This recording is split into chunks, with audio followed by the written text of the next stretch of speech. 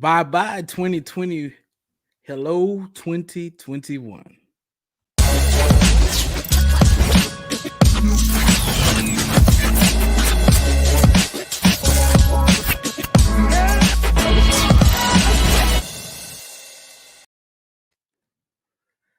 What it do, good people? What's up, fam? I got my man Chris Brian Samuel, the apologist in Detroit. I'm so happy that he's decided to come slum with his little cousin. That's how I refer to myself when it comes to apologists in Detroit. This dude is like family. And I see that we have people in the chat already. Nate 2D2, Mr. Phil Fox, Miss Michelle Turner. My goodness, what a year! Apologists in Detroit, hit us up, man. How you doing? Oh man, I'm happy. I'm alive, man. A few weeks ago, I was a little depressed, and so like I was staring at walls and fighting that feeling of gloom. These days, I'm like energetic. I'm kind of back to myself, feeling awesome. Giving people marriage and couple and dating advice, among other things. Denying Nate Grogu, but yeah. Other than that, I've been doing pretty good. So I'm grateful to be here. Thanks for having me. All right. Well, it's been a crazy year, man. 2020. Oh my goodness. I go outside and I look up and I wouldn't call the people around here call these mountains, but they look like hills. If you've seen real mountains, and I'm like, what in the world am I doing in Arkansas? What am I doing here? I'm from Fort Worth, and I'm in Arkansas now. So it's been a crazy year, man.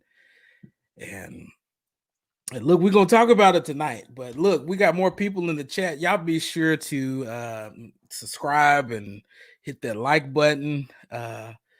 We got Miss Shotty Mills, we got Miss Michelle Turner, Nate is always first, Mr. Parker, JT Parker Sr. is up in the building. And man, look, we're gonna chop it up tonight. So we're just doing something that I've never done before, but I haven't had a not a Facebook, but a YouTube page forever. But we're gonna do a year review, because here's the thing.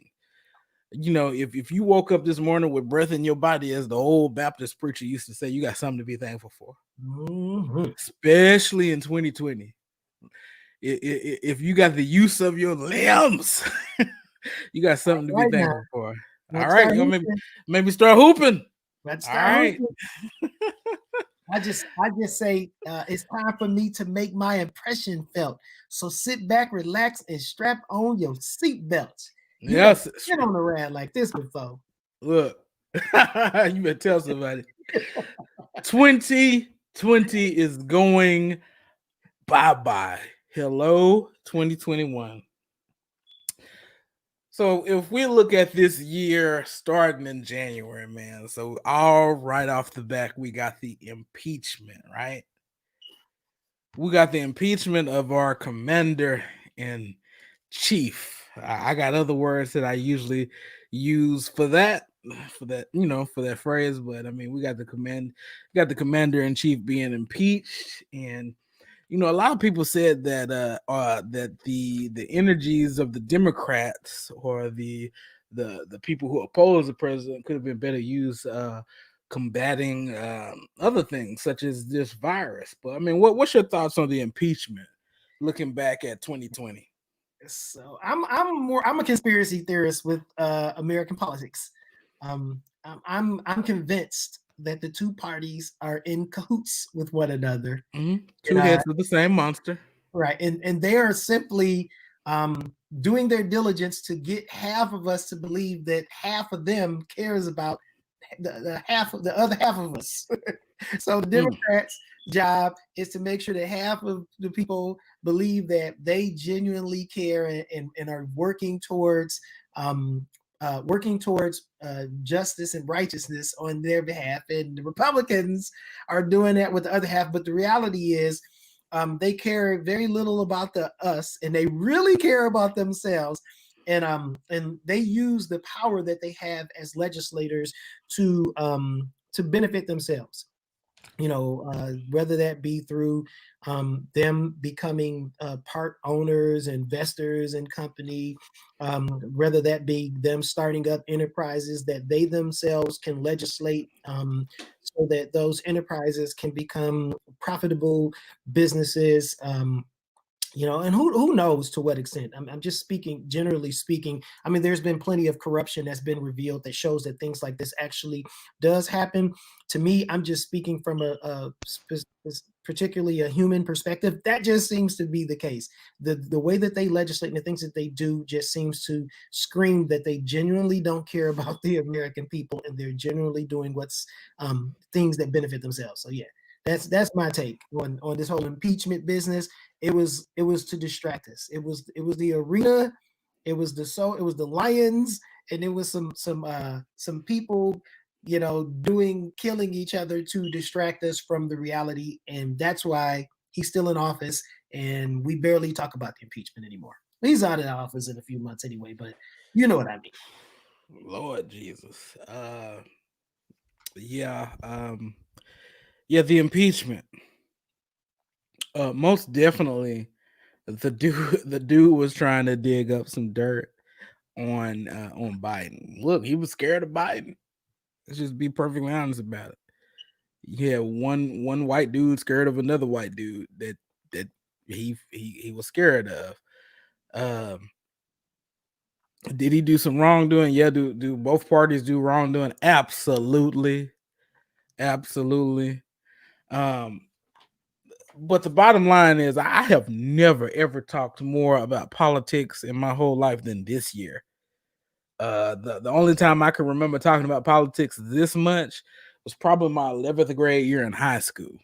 And that's because that year we was taking U.S. government, and it was just that was the year Kerry was running for president, and our teacher made it fun.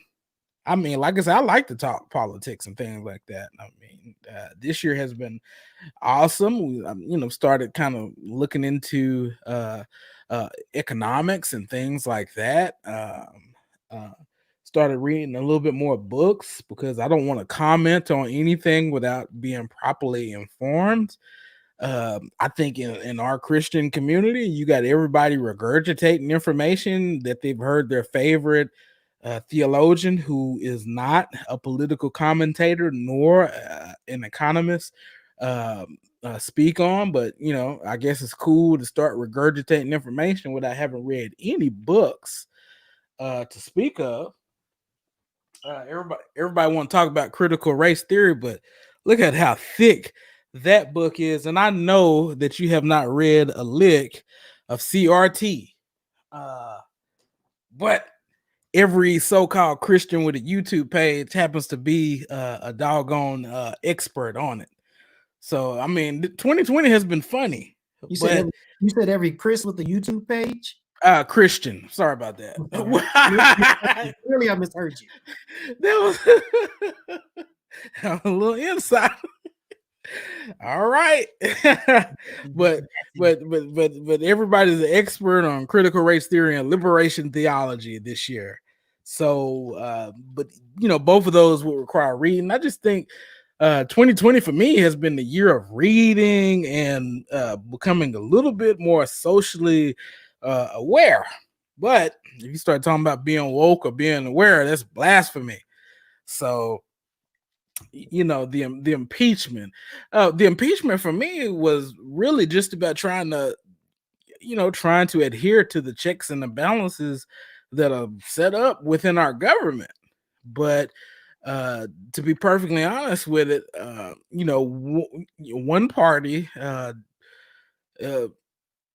seems to think that if all three, if their one party occupies all three branches of government, the checks and the balances disappear. No, even if the president is a Republican, you are in the Senate or the Congress, you or the House, you have a job to do far as checks and balances, and you can't not let somebody just run rampant doing what they want to do, and you basically almost cursed, but you're basically crapping on the Constitution, so to speak. I mean, certain people have shown exactly what they think of the Constitution, and they'll burn this country down if it doesn't go their way. In my opinion, no, but both sides will do it.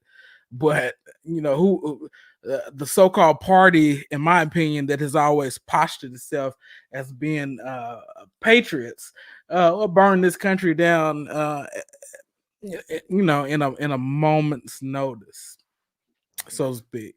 What you got, Chris? I mean, no, I mean, again, I'm not a. I just think both parties are just like, to me, it's like, I'm anti-patriotism. Yeah. To begin with, I don't see that. I don't think that you can be a Christian and be a patriot of any other of a country. To me, it's like patriotism is a compromise. When you understand Christianity in its proper historical cultural milieu, Christianity was a subversive religion. It was intentionally critiquing politics, the empire, and saying that all of these things that the empire are promising, but really lying about, they're promising them to the elite of society, not necessarily everybody in society. Only Christ and Christianity can truly deliver that. So I think that when we mix our politics with our religion, ultimately what you end up with is, what you end up with is, what's my man's name from Liberty University? Farwell. Jerry Farwell. You end up with Jerry Farwell. That's ultimately what you end up with when you mix politics and religion. You get, you're going to be faithful to one, as Jesus said about money. You're going to be faithful to the one because, in a sense, politics, in a sense, is indirectly kind of dealing with money. You're going to be faithful to one and not to the other. That's ultimately what's going to happen when you commit loyalty to politics. So me, my loyalty is to Jesus. That's where my commitment is at, and my loyalty is to Jesus' ethics. And when government agrees with that, I say amen. I give them a pat on the back. And when governments divert from that, which is 98% of the time, I call them out on it.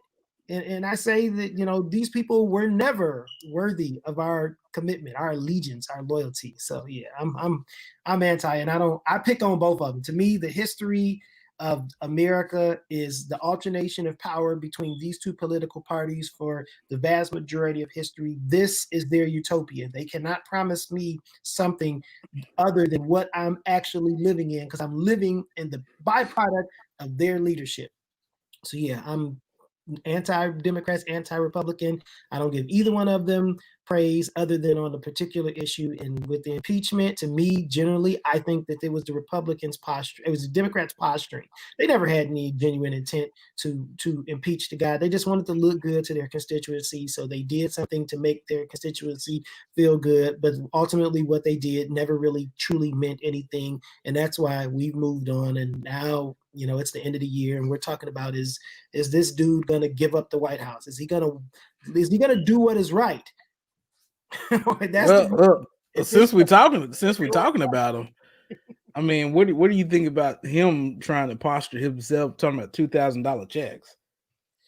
Well, he went ahead and signed that bill for $600 checks and giving millions and trillions of dollars away to all of these foreign countries. And to me, that just makes zero sense at all. To me, it's like, why are we giving, you're giving trillions of dollars to other countries? That to me, it's classic American government, where the American people are not their primary concern. So here's my thing. If the rich is getting tax cuts, who's paying for all that? I mean, I think that's a general way of saying it. Okay, listen, there's a sense in which you would be considered rich, and I know you don't consider yourself rich. I know I'm not rich. To me, rich is I ain't got to work no more. That's rich.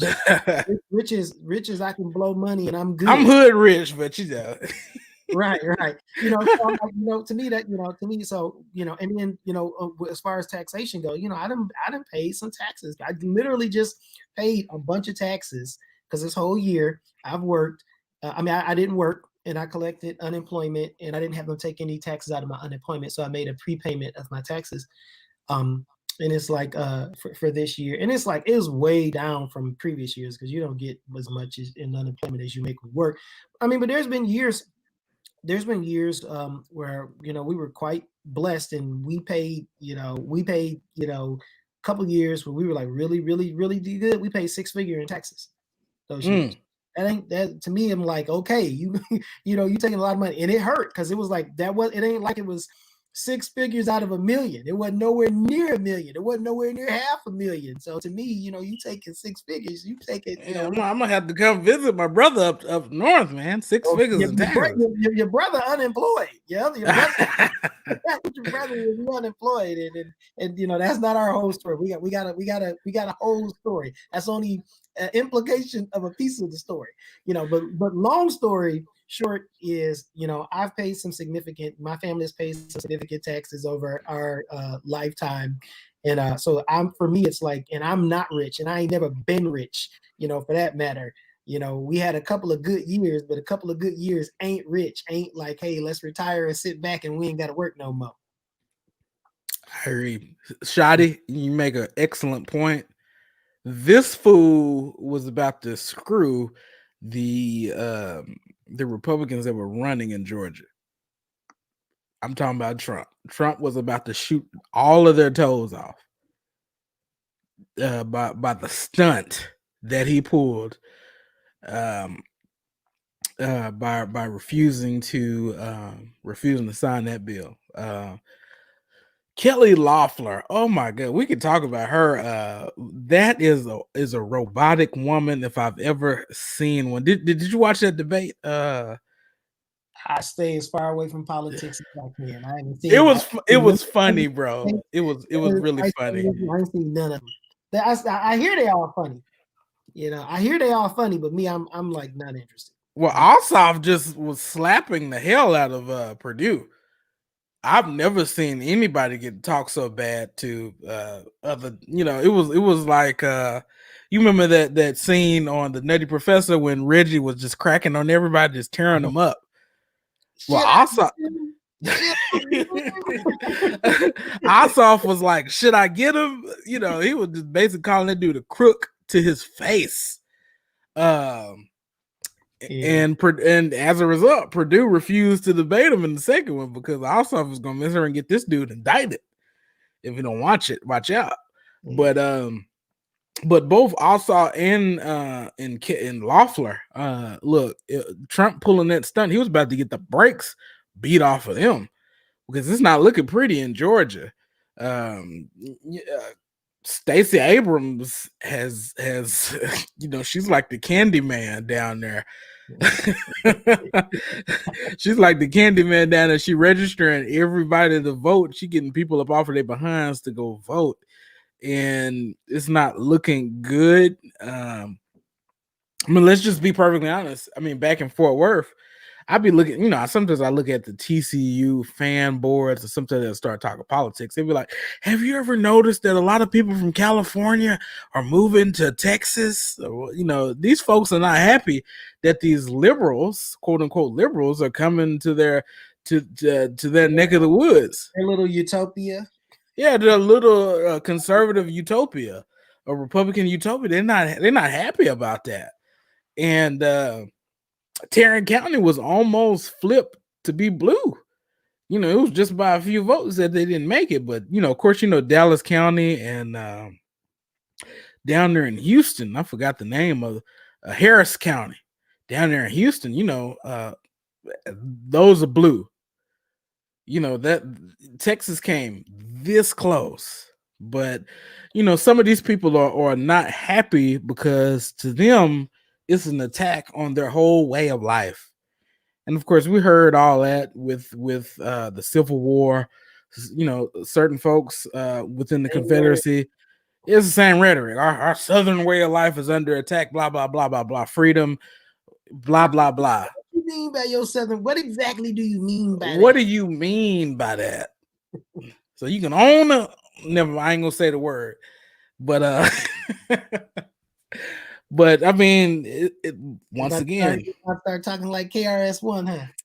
look, I'm gonna stay up under the blood today. But but then of course after the impeachment, COVID-19, right? I don't know if anybody has seen this movie called Outbreak, Oh yeah. but I watched that movie like back in 2012, I believe that's when it was when I watched it. And sure enough, if you watch that movie and you look at everything that happened this year, you'd be like, the government is behind it. It came from a bat. I think it was a bat that got into on some pork because you at Oh no, the that end of was the movie Contagion. That was Contagion. No, Contagion. It was Contagion. Contagion.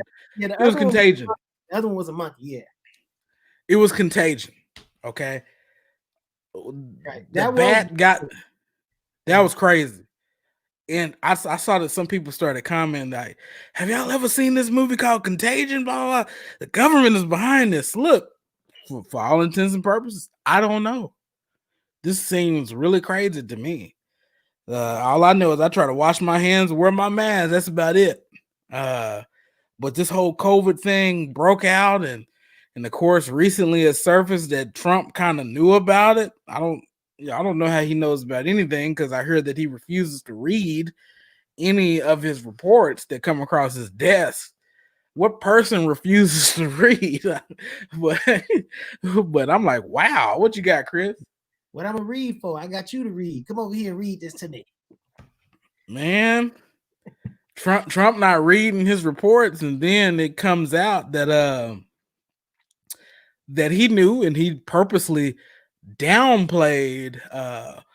he purposely downplayed the severity of it. And you know, what's going on, Gianni? I see you in the chat, brother. What's up? Bro. And he downplays the severity of it. He's, oh, I like downplaying it. I'm like, huh? Yeah, I to me with this whole, I mean, like COVID, okay, like COVID is unprecedented.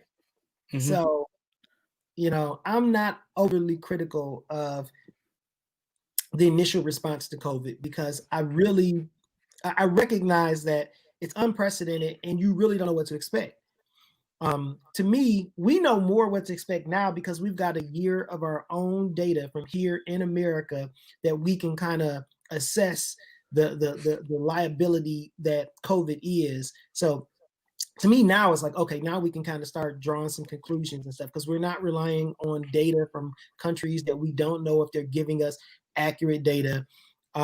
We don't know. What we did know was like, man, with the vast population that we have, because a lot of the countries we talk about COVID as if it's the same here as it is in Australia. And Australia got like 25 million people. America has 400 million people. At 8 times the population. I mean, there are points in Australia where they seemingly extinguished. It was like there's like 10 people in the whole continent with COVID. Or something crazy like that, where there's 25 million people, and we got like thousands of people in every state they got COVID. You know what I'm saying? Yeah. I really give government response. So like him downplaying it, them knowing that it was in Europe, and you really trying to figure out, well, what exactly is it? How is it affecting things like that? So I give everybody the benefit of the doubt initially with their response to COVID. The shutdown, I didn't have a problem with. The mask and all of the rules, I didn't have a problem with, because I felt like, okay, while we're trying to figure this out, we should take some precaution. What we can't with our vast population, we shouldn't be. What we don't want to do is take it for granted and let it get out of hand. And on one hand, it's like people were saying that he took it for granted, and then on the other hand, they're saying he's not taking it seriously enough. And so I mean, not that he's not taking it seriously enough, but he's, the restrictions were too severe. So yeah, for me, it's like, all right, now I think that now with the data that we have, almost a year into COVID, we can start levying critiques as lay people that merit that merit responses. We can ask some critical questions, and like, why are certain things shut down here and not shut down there, and things like that. So I think that we're at a place now where we can do that. But yeah, the initial response, I got a lot of grace because I'm like, man, we just really did not know what to expect. And we were horror stories coming from places like Italy, where they were literally deciding who got to live and who got to die. So with that type of data coming in, you probably are going to take a very cautious approach. All right, so I got to play the devil's advocate, right?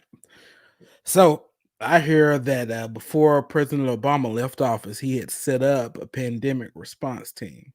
Mm-hmm. Trump disbanded that pandemic response team and then attempted to blame President Obama for the fact that we didn't have any mask or we were undersupplied and things like that, while not mentioning at the same time that he had defunded. Deregulate is the term that a small government, because the government was too big, so to speak, when you have a pandemic response team, that certain people who are fans of small government like to push. What's your thoughts on the elimination of that pandemic response team? What's up? Yeah, I mean, well, up until this point with COVID-19, all of the pandemics, all of the outbreaks were not pandemic. We had Ebola, we had West Nile, we've had outbreaks here in America, and we've always seemed to be able to manage them and control them. So philosophically speaking, which is the only way I can speak from it, I can see how you can look at that and go, okay, well, it looks like all of the previous outbreaks we've had measures in place that responded and handled them. So why are we spending this extra money? Really, I feel unqualified to judge whether or not that was a foolish thing for him to do. Because again, we had never faced anything as dynamic and unique as COVID-19. So I try not to be overly critical in things like that. To me, ultimately, I can be critical on that point, but me being critical on a particular point ultimately plays into a narrative. And for me, it's like, I don't want anybody to think people always think I'm the other. I told you that one guy, I can't remember what his name is. He's got the YouTube channel where he's always doing debates on different stuff. And he inboxed me like, hey, I want you to do a debate with some other guy. You're the pro-Biden guy. And I'm like, well, where did you get I'm pro-Biden? Where did this come from? Like, what have I said on social media that would give anybody the impression that I was pro-Biden? And I'm like, dude, I literally just wrote a blog like a couple weeks ago critiquing both parties and dismissing both parties.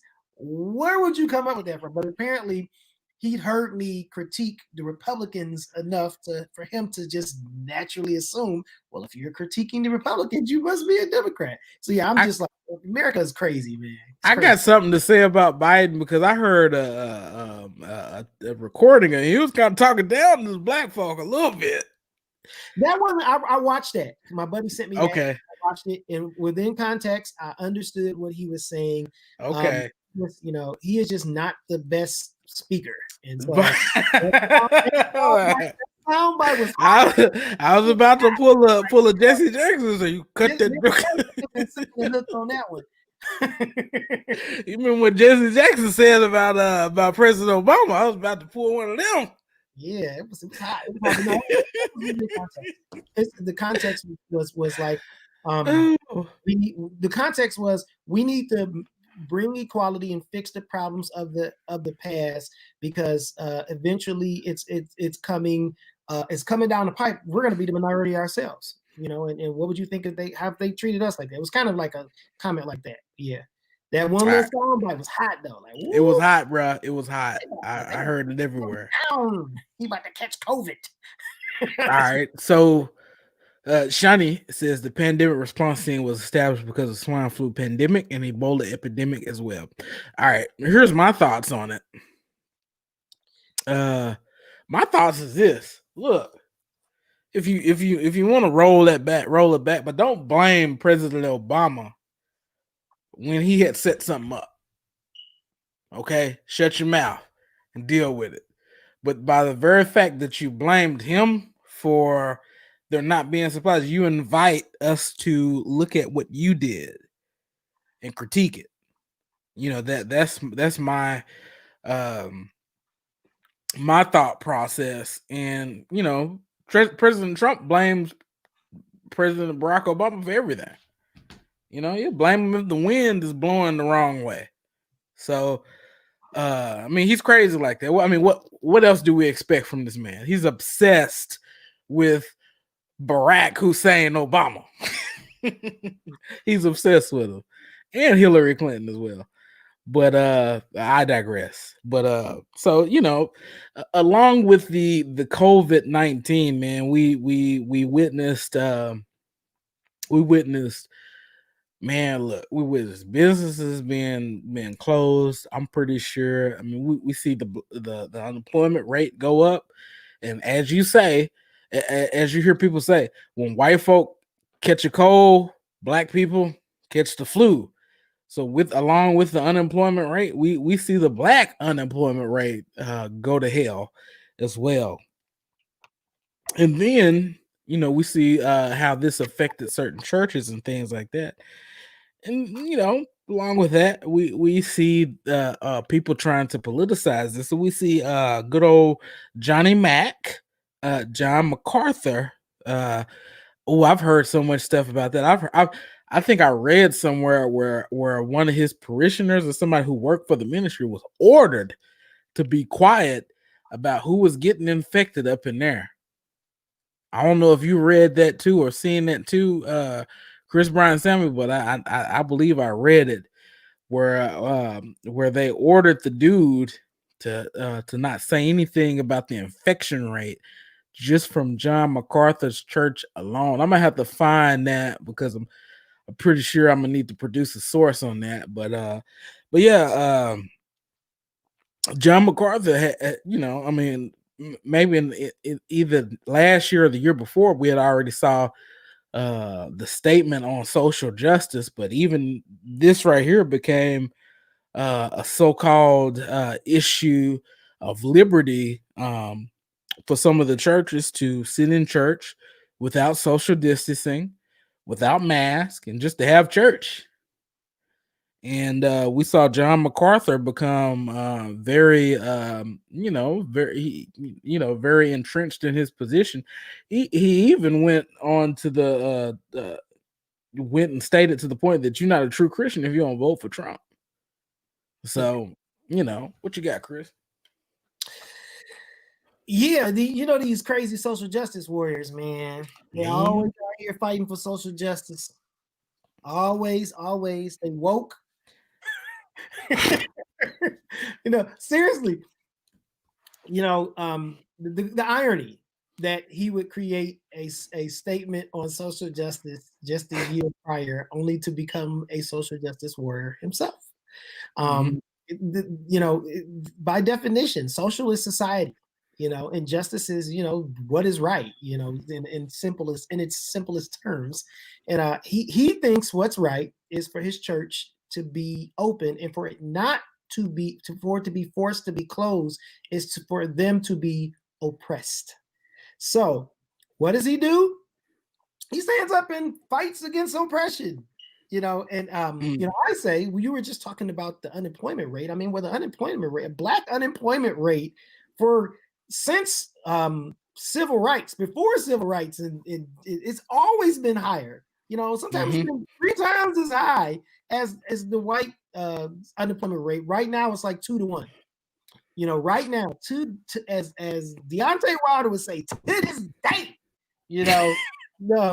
African Americans make 60% of what our white counterparts make. And to me, how are these injustices the type of injustices that the Bible actually addresses? I mean, go read Isaiah 58, go read James chapter 5, talking about paying your employees right. Both passages talking about paying your employees right and treating your employees right. How is it that we Christians cannot fight against those types of injustices, things that the Bible seems to clearly call out as injustices, yet a person like John MacArthur says that we are compromising the gospel, creates a statement that we are compromising the gospel when we fight against those type of things, yet he himself fights for social justice causes such as keeping his church open during a pandemic. For the life of me, Why they can't see the hypocrisy in that is beyond me. He's supposed to be a PhD. He's supposed to be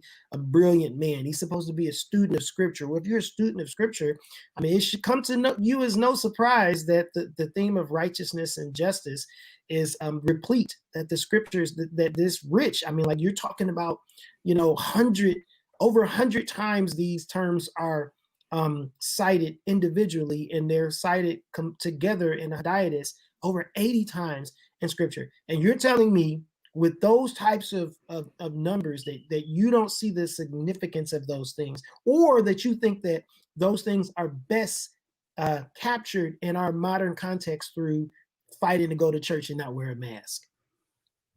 It makes no sense. But again, so don't let, for you guys who actually care, don't let John MacArthur fool you. He's a social justice warrior.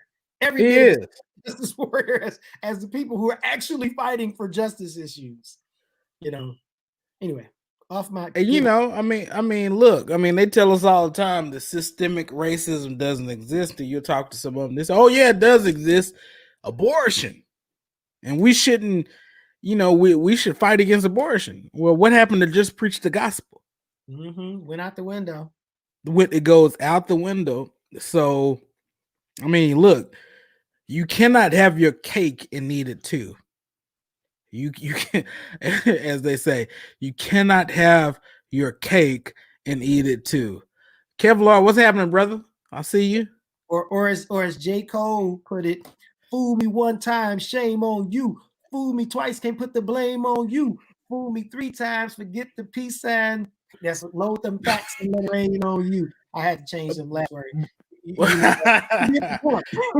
but it's always an issue with liberty this, liberty that, liberty. I mean, what you mean is autonomy and do what you want to do ism. Right. To me, show me the theme of, I can show you the theme of righteousness and justice in the Bible. Show me the theme of liberty in the Bible. Last time I checked, we supposed to be slaves of Christ or slaves of righteousness. That don't sound like liberty to me. The fact of the matter is, John Locke has got you bent out of shape. John Locke and some of the teachings that have come from the Enlightenment and all that stuff.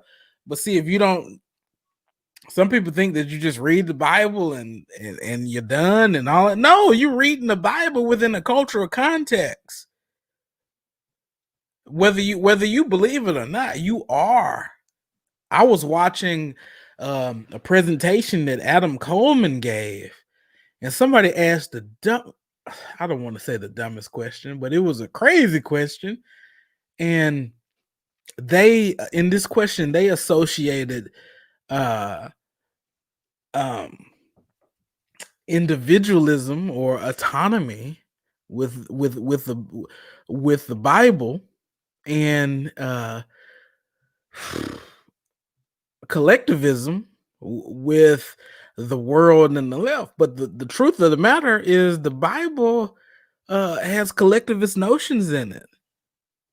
It does. This wasn't a Western audience. It wasn't. I'm sorry. Get it out of your head. That hyper individualism comes from the Western Enlightenment. Neil Shenvey, I'm sorry, brother, but you're wrong. That's right. I'm sorry. CRT. Yeah, and we're gonna be critiquing that debate here coming soon. I'm looking forward to that, but we're gonna be talking about that debate coming soon because the slippery slope fallacy was running rampant through that debate, and that's all I heard: slippery slope, slippery slope, slippery slope. Oh, you gotta affirm this if you affirm that. That was in between him saying, "Well, yeah, I actually agree with you on that point." Yeah, yeah, I actually agree with you on that point. Slippery slope, slippery slope, slippery slope. I'm like, look, there's several ways to skin a cat. Look, seriously, there's several ways, and I have cats too. Look, this whole CRT thing is just they've tried to create it into a boogeyman, really, just to shut down conversations. I'm sorry. I'm sorry. That's how you censor people. You straw man them, or you. But the thing about it, what Brother Rasul Berry was saying was, look, people like Like Frederick Douglass has been putting his finger on the issue for a long time, and we come from that tradition. But in the same breath, I'm not afraid of CRT because it's just a different way of looking at things. Frederick Douglass is not reformed. He Nope. also may be the wrong color, but that's another. So you know, we had Johnny Mack emerge as a selective social justice warrior, right? Mm-hmm. And then unfortunately, as the year progressed on, we had everybody had to witness the death of George Floyd, uh, and look like something's wrong when a police can just keep his neck. You telling them you can't breathe, and I'm a former police officer. When they told me their handcuffs was a little too tight, we were trained in the police academy that if their handcuffs are too tight, they can sue you. Don't want to spend the city's money, so to speak. I mean, that's what we were trained in Fort Worth, Texas. But you know, even with the handcuffs being on too tight, that's a use of force type of issue. But here we have a man on video with his knee on another man's neck, strangling him. I use the word strangle because choking happens when there's something inside of a person's throat. But the dude strangled the brother right there on camera, and the whole world got to witness it, and the whole world got to witness what goes on um, in America. And the thing about it is, a lot of times people try to bring up the stats of police shootings and black and white police shootings and things like that, and but the fact of the matter is, if we just look at the use of force statistics where excessive force is used, because it all starts with excessive force, then it escalates. It's not necessarily in the killings themselves, but it starts with excessive force, then it escalates. But we all got a chance to witness it on video. You know? Yeah, and it was the straw that broke the camel's back. It was the catalyst event that led to the awakening of America's social conscience. You know, from that point, you had, you know, large protests of white Americans crying out against injustice by police brutality. And rightfully so. You know, there's people who will try to argue the statistics for people who are killed by the police are minuscule. But to me, I think that that what the George Floyd incident did was reveal that there is, you know, at the very least, there's subconscious bias within like structures in institutions like, you know, police force here in America that when left unchecked can end up being George Floyd. And it's like, how many cases do you have to see? You know, you got Philando Castile. How many you got Tamir Rice? At what point do you have to ask, well, how many of these incidents have happened over the years that we didn't hear about, that we didn't know about, because everybody didn't have a camera phone in their hands? I can't remember who said it, but they said, this isn't new, it's just being recorded. You know, that's what's happening. You're seeing people recording these incidents because everybody's got a camera phone. So yeah, it was you know, some good came, but not, you know, this silver lining. There's no good that can justify the death of George Floyd. It is a good thing that that in spite of this immense cruel injustice, that America is waking up and beginning to recognize and acknowledge that racism in the forms of conscious as well as subconscious bias still exists in America, and it needs to be dealt with. for justice and righteousness to be attained, for equality in treatment by police to be accomplished in a relative sense. We needed to wake up and be, acknowledge that this problem existed. So, that's some good that came out of this terrible, terrible, terrible event. Absolutely. And from that, we started seeing a whole social justice type movement. And but it wasn't met without resistance. It wasn't met without resistance. Yeah. Uh, because there seems to be a certain group of Christians that just have an allergic reaction to the very word social justice. But I believe the guy who created VeggieTales, I don't know if y'all ever check out his YouTube channel, but he has some good Yeah. stuff. What's his name, Chris? Phil Vischer. Okay, Phil Phil. Beast. He is a beast. Like he's getting ready to go in on Ken Ken Ham here in a few. He's getting ready to go in on Ken Ham in a few, but uh That's a great question by Provisionist Christian. yes, I was looking at that. Yeah. Okay, Let's jump so on let me pull it up. Yeah. Okay, see in police work here's the thing. Another word for stereotyping is racial profiling or profiling. But the question is, how do you separate profiling from racial profiling? And there are certain things you're not supposed to racially profile, but where I'm from, um, if you see a Crown Victoria with some rims on it and some with some loud music traveling down the street, you're tempted to think that it might have something in it that's not supposed to be in it. But I don't know. I mean, the question is, how you got the stereotype, but if the stereotype is associated with one people group, I mean, how does it not become racism or things like that? I mean, that's a question. That's a serious question, and I think that's something for the police departments to think about when they're training uh, police officers. But in my opinion, what I think would help, and I might get in trouble for saying this, but when I was with the Fort Worth Police Department, there was no bachelor's degree requirement.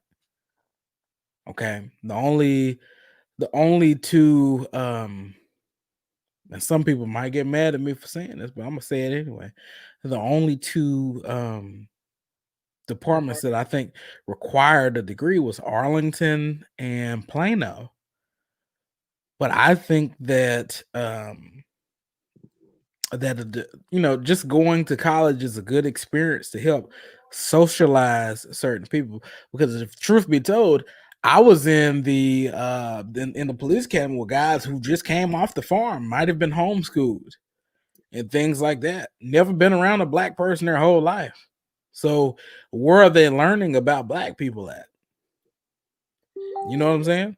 I also think that historically here in America, stereotyping has been the way that people could perpetuate racism post civil rights in the 1960s, when 1964, when they made it basically illegal for you to be.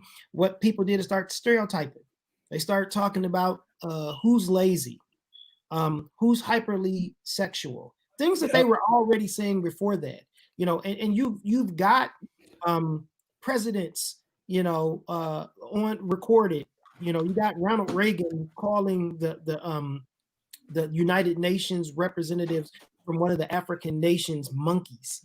You got Richard Nixon's campaign manager coming forth and saying that, hey, yeah, law and order was just the way that we could perpetuate racism without actually being racist, because we knew that we couldn't get away with being racist. You got the Southern strategy. So to me, there's stereotypes.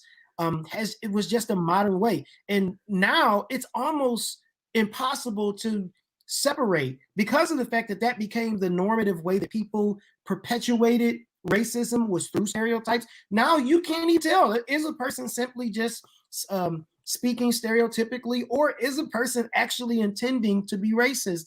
And the reality is, when you look at statistics, all of these negative statistical anomalies seem to impact African Americans, the very same people who racism was perpetuated against. Like, why do we only get paid 60% of what our white counterparts get paid?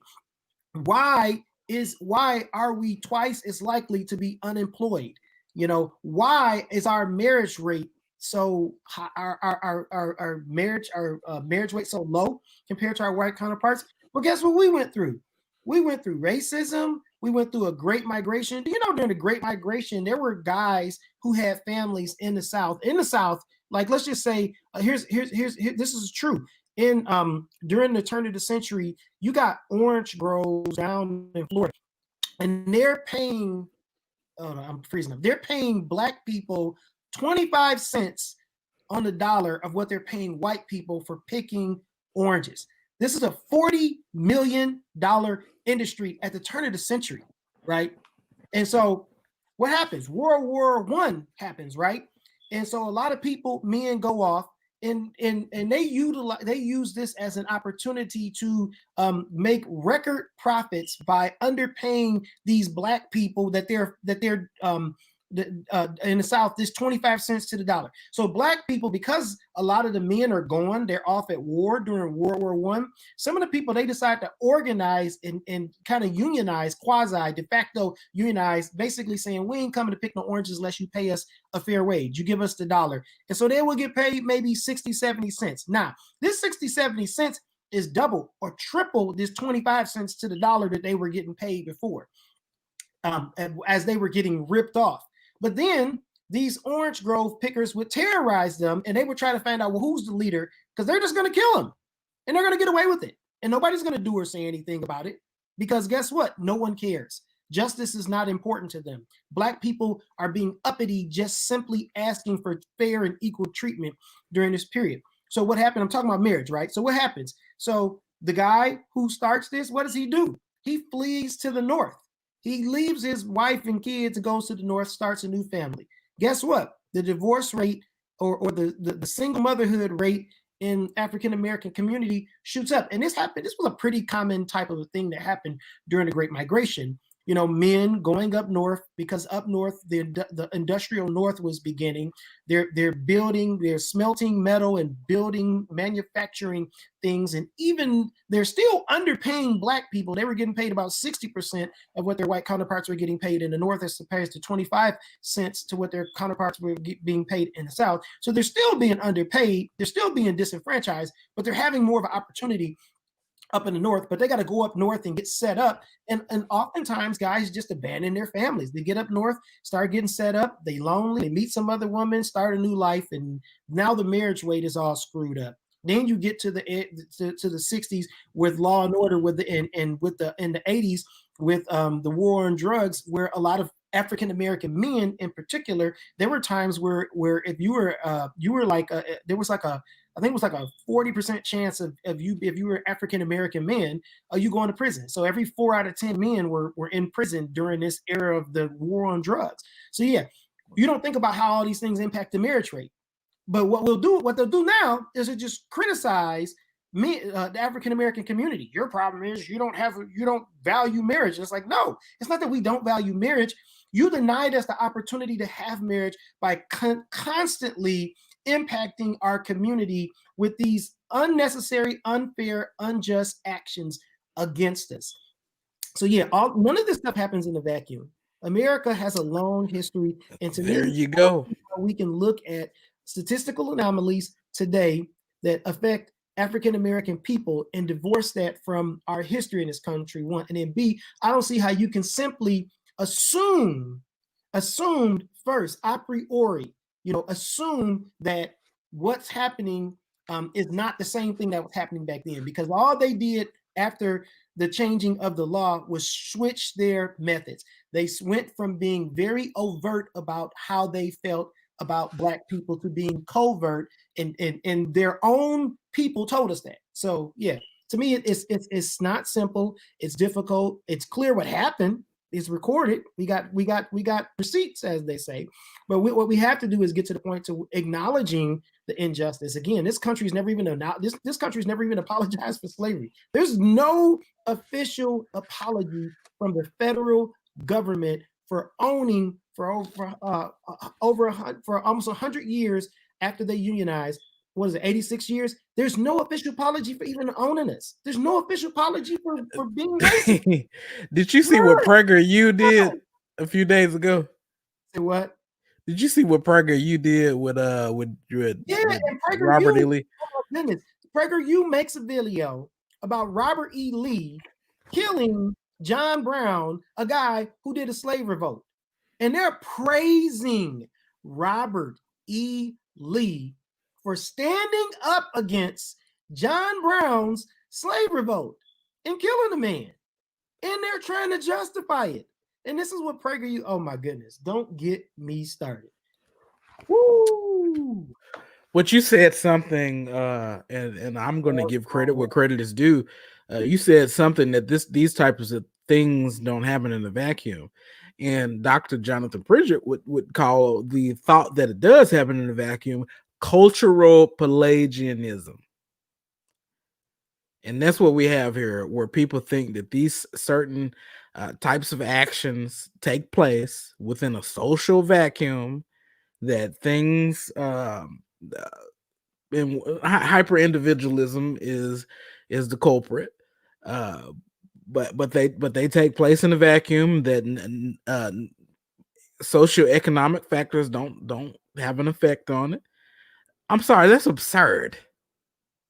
That's asinine, as Damon Richardson would famously say. That's just stupid to think so. I see why some of these people hate sociology. I see why, but it's crazy to and then if you try to study these things out, you got these super extra deep folks who will say, "Oh, you're adding to scripture because you're trying to understand what happened in the past to see how it affects the present. You're adding to scripture. Shouldn't have to read these books because it's a new canon, so to speak." Get it, go sit down somewhere. Sit at the kiddie table and just be quiet, because you're not ready to have an adult conversation. And if you are ready to talk about it, it's only because you're trying to build your platform.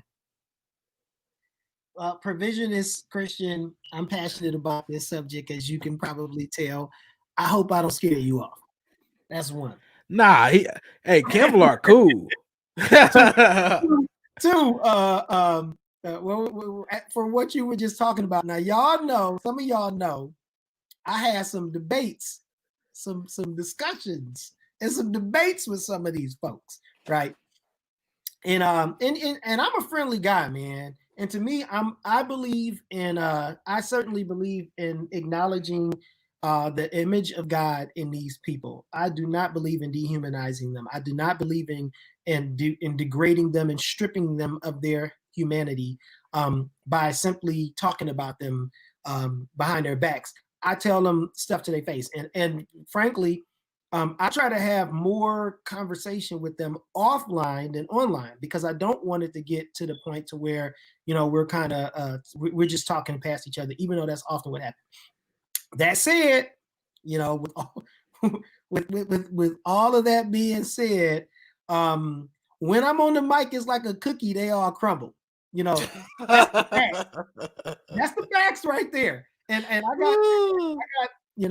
try to talk to these dudes like after the conversations online. I go offline and I try to talk to these guys, and it's like, some of them are they have such reservations about talking to me, and I'm like, listen, this is our opportunity to get to the get some nuance and to really converse and really have meaningful conversation. When we online, we interrupted by all the people in the comments and things like that.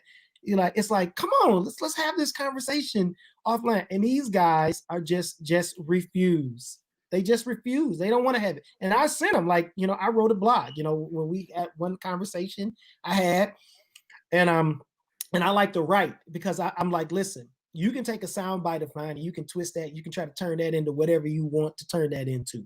When I write a blog, you have to respond to a slightly more robust and clearly framed concept or idea. So I write blogs that accompany these conversations that I have with these people, so they have something. So I made a big deal about, okay, I wrote a blog, God Loves Justice. And in this blog, I talk about the relationship between justice and righteousness, the Hadayatist, 80 times. I reference that, that these two words appear together. I show how they're framed, particularly in the book of Isaiah. Read chapter 8, chapter 9, read chapter 58, chapter 60, 61, 65. You're reading Isaiah and you're getting this very clear picture, let alone the very definition of it. And I pointed out to one of the guys, I said, listen, I'm reading Christopher Wright. He's a British professor. He writes prolifically on the topic of representing God, the mission and the people of God. And I pointed out, hey, listen, man, look at mishpat. Look at the definition of mishpat. Like, you can't think about the word justice, righteousness, and justice in our sense. You can't pour our modern meaning into it. You have to look at it the way they did. And it was a much more comprehensive word than the way that we treat the word justice. So you have to look at it like that. And the same thing with righteousness. And it's like, look at Sadiq. If you do what is right, will you not be accepted? This is what God tells Cain, right? When evil is crouching at your door, this is righteousness. If you look at Genesis 18, what does Yahweh tell Abraham? You are to teach your children to do what is just and right. What is mishpat and sadiq? So you have to understand these words within their context. What do these guys do? These guys go off and make a video. And then, by the way, they never tell me when they're doing videos. They make sure not to tag me. Only reason I find out about these videos is because of Matthew. Matthew somehow come across them and bring them to my these guys be, going in on me. Oh, Jesus. And I'm like, you got my phone. Oh, my goodness. And like, if I'm friends with you on Facebook or Twitter, and it's like, y'all avoid me like a plague. When I'm on the mic, it's like a cookie you all crumble. You know what I'm saying? Y'all avoid me like the plague. Come on, man. Y'all got to be a man about it. Stand up, say what you say. And then if to me, there's some recanting that needs to take place, because they disputed my definition of justice, of mishpat, and they basically just complained about it. Their reputation was just murmuring and complaining, no substance, no allusions to context and how the word is used, just general allusions, and all the while dragging me through the mud on it. And it's like, dude, I'm sending them screenshots of scholars. Look, here's this scholar, here's this scholar. This is not, here's logos. This is a definition in logos. This is what mishpat means. You can't ignore that, and you can't deny it. Or you can deny it, but you don't have any ground to stand on. So anyway, it's this whole business of conversing with people who don't who misrepresent their apprehension of the Bible. They don't fully understand it. They're just speaking from their tradition. Their tradition often is Reformed theology. The James Whites, they're the disciples or the followers of the James Whites and the John MacArthurs of the world. And they really just, they're unqualified. They don't know. And like you said earlier, I think the motivation in most cases is they trying to get clicks. They just trying to become famous so they can make some YouTube bread. Chris, what's the other word for mercy? The other word for what would you mean? The other word for mercy? What's the other word for mercy? I'm at a loss. Charity, right? Oh, charity. Okay, I like now. I'm like, what is he talking about? Okay, Okay. charity. Jesus said, "These you ought." Right. Okay. And I know that a Calvinist hate the word ought. I know a Calvinist hate the word ought. But justice, mercy, and faithfulness, these you ought to have done without neglecting the others. Now, I'm dealing with something. I'm dealing with something. And when it comes to charity, these westernized Christians try to separate charity from justice. But Jesus does not separate them. He says that you ought to do them. It's a correlating action that you ought to do without neglecting the others. Over here, according to the secular, to folks who are influenced by secular politics and ideologies, they think charity is something that you could just wake up and decide that you want to do or you don't have to do. But according to Jesus, it's something that you ought to do. And I think that's one of the biggest issues right there. That's one of the biggest issues. And so that brings us to, and I'm gonna get to CRT in a minute because that's a boogeyman. But some of the highlights of the year that emerged was these debates over social justice and the gospel. And we got a chance to see my brother Chris Bryan Samuel participate in these debates regarding the gospel. And even before the debates, I would have conversations with Dr. Jonathan Pritchett about the issue of the misunderstanding of the gospel here in America, where people confuse the gospel with soteriology rather than the evangelion. And by confusing the two, you look, one makes the gospel Christocentric, and the other one makes the gospel anthropocentric, man-centered, as the Calvinists would like to say. Who's really making the gospel man-centered, and who's really making the gospel about Jesus? The gospel is about the Jewish Messiah coming and ruling and reigning in his kingdom. That's what it's about. It's about Christ Jesus ruling and reigning in his kingdom on earth, not in the sweet by and by, as the old folks used to say. What you got, Chris? Yeah, I mean, in the Old Testament, one of the narratives is that Yahweh is king. Read the Psalms. How many Psalms do you have to see where it makes the allusions in one form or another? It's always talking about Yahweh's on his throne, just like a king sits on his throne. It's in I think it's Malachi. Let me see, I got it down here somewhere because I'm preaching soon, and it's part of my thing for that. Was it Malachi? Is it Malachi or is it it is Malachi 1:14. Cursed is the cheat who has an acceptable male in his flock and vows to give it, but then sacrifices a blemished animal to the Lord. For I am a great king, says the Lord Almighty. And just like Jesus is king in the New Testament, Yahweh was king in the Old Testament. And what was Yahweh king of? Yahweh was the king of righteousness and justice. Yahweh was the righteous king that stood up for the oppressed, that stood up for the people who were getting trampled over by the powers that be down here on earth. All of these pharaohs and all of these kings of Babylon and Assyria, all of these kings who made their name on earth by crushing large groups of people, making them slaves and making them work for free. And so Yahweh was this king of righteousness.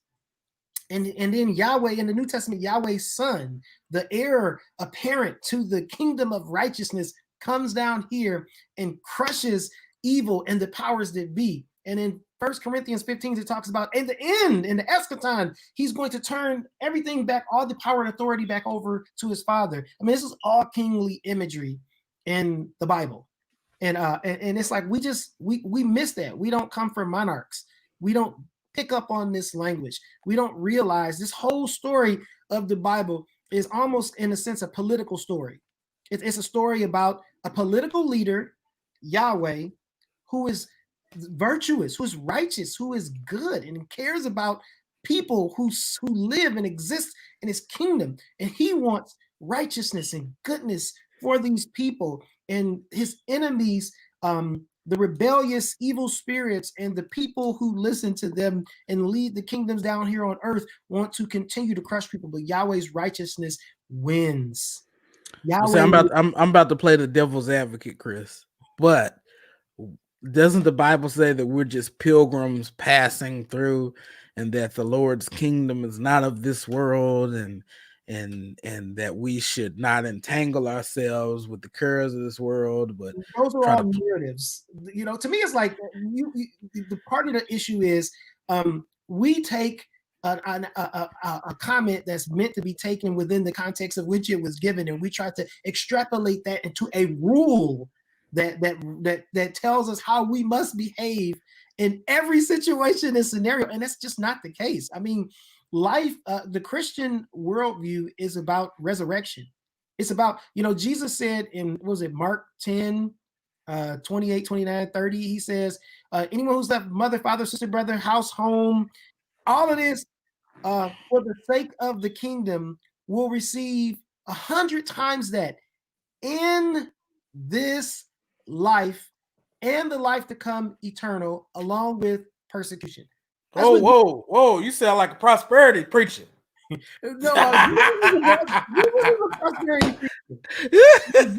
Jesus wants us living in milk and honey.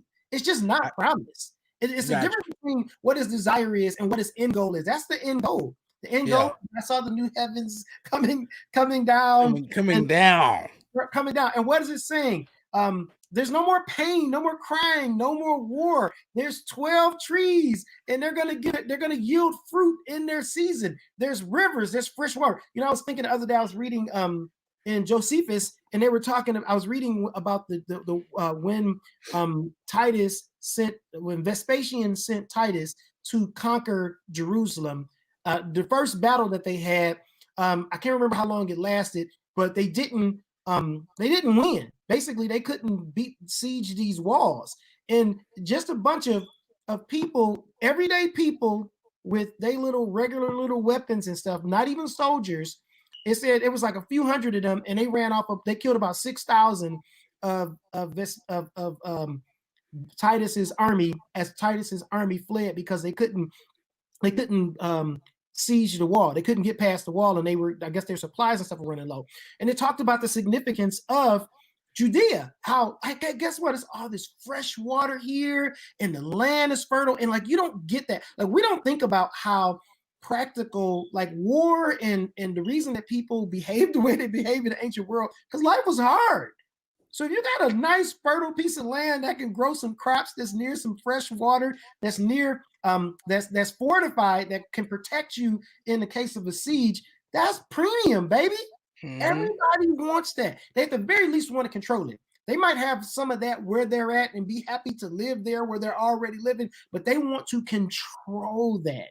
And so you see that in the writings of antiquity, how they talk about these things, and they don't always register. When we see water, when we see these rivers in Revelation, the last thing that we are thinking is wealth and a rich, robust livelihood. But in the ancient world, where fresh water was not easy to come by, oh my goodness, those people got it. They got the imagery. They understood it for what it was. And that's what we got to do. We got to get to the point where we start to understand, to read the Bible's language, read it in the sense in which it was communicating ideas to us. Yeah, you're right. Another objection that we hear also is, well, Jesus didn't come to change the systems, in the systems. Well, one, as well as I do, and I'm talking to the so-called interlocutor that's supposedly saying all this, that Jesus came also to take care of his business that was prophesied in the law and the prophets as well. Second of all, Jesus did change certain systems, when especially when he stated that you've heard that it was said, but I say this. Jesus was superseding law when he said, but I say this. It has been said, but I say this. That's Jesus' way of superseding something uh, that was in the Old Testament. Turn the other cheek, but Jesus was saying, "Hey, go the extra mile," and things like that. An eye for an eye, but I say turn the other cheek, go the extra mile. Jesus was in effect changing certain laws, whether people want to acknowledge that. Second of all, the political system that Jesus was operating in is not the same type of system that we operate in. So you cannot say what Jesus would have done. You just don't have the data to make that point. But second of all, I mean, we see a lot of the benefits of Christians today, such as medical science, hospitals, and things like that. What if Christians have took on this attitude? Oh, we should just preach the gospel. There'd be no hospitals. There'd be no hospitals. No, you just preach the gospel. There'd be no orphanages. Just preach the gospel. It'd be a lot of things. I think the preacher or the Bible teacher, last name Kennedy, I can't remember his first name. He wrote a book. James Kennedy wrote a book. What if Jesus had never been born? Yep. Everybody go read that book. That's one of my boys' favorite books. Yeah, and you'll see all of the benefits of Christians who did not just preach the gospel, but rather live their life as an epistle, as Paul said, to be read by everybody. Command those who are rich in this present world not to be arrogant, nor to put their hope in wealth, which is so uncertain, but to put their hope in God, who richly provides us with everything for our enjoyment. Command them to do good, to be rich in good deeds, and to be generous and willing to share. That's a commandment. That is not a suggestion. That is a commandment. You know, like what part of that doesn't get through? You know what I'm saying? What part of that? Where does it say? But you're enabling people. Where does it say? But you got to make sure that those people aren't wasting their money, and they aren't doing this and aren't doing. You got to make sure that they perfectly qualify. That's not what the Bible says. That's God's business. That's God's business. That's right. Now, the God ain't telling you to go off and like you see a person and they just, like it's like, I see a preacher and he driving a Cadillac, and every Sunday you go to the church and he pimping the crowd for money, and it's like, man, I ain't coming back here. And I don't know why y'all going here. This dude taking his money and living a good life. It's common sense. But to expect a person to not make poor decisions, like every single person on the planet makes.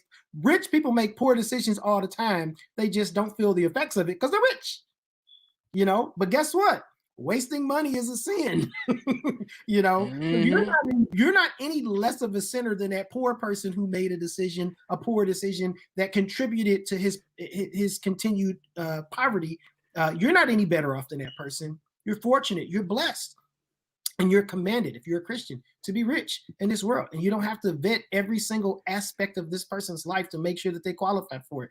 Jesus, the apostles, continuously commanded people to care for the poor. This is what Galatians 2 and 10. The only thing. Wait a minute, Chris. Wait a minute. Vice President Mike Pence said you're making them feel too comfortable. Right. Oh, Mike Pence probably care about the middle class, because that's our empire ethic. Our empire ethic is to make sure that the middle class is happy. We need to cater to the middle class, not the poor. The poor, we call them welfare queens, and we call them leeches, and we're always these people. We talk about them like they are fatally can fatally lazy and poor decision makers, and they bring these things on themselves. It's like, no, throughout the history of the world, empires, governments have crushed people. It's been the way of governments. Almost every government throughout history, it has been their way to create, sell the idea of a utopian society by crushing a significant portion of society. Look no further than the Roman Empire. We are about Pax Romana. We're about peace, you know. Caesar brings the Euangelio. Caesar brings the good news. And like, yeah, 40 to 60% of the people who live are slaves.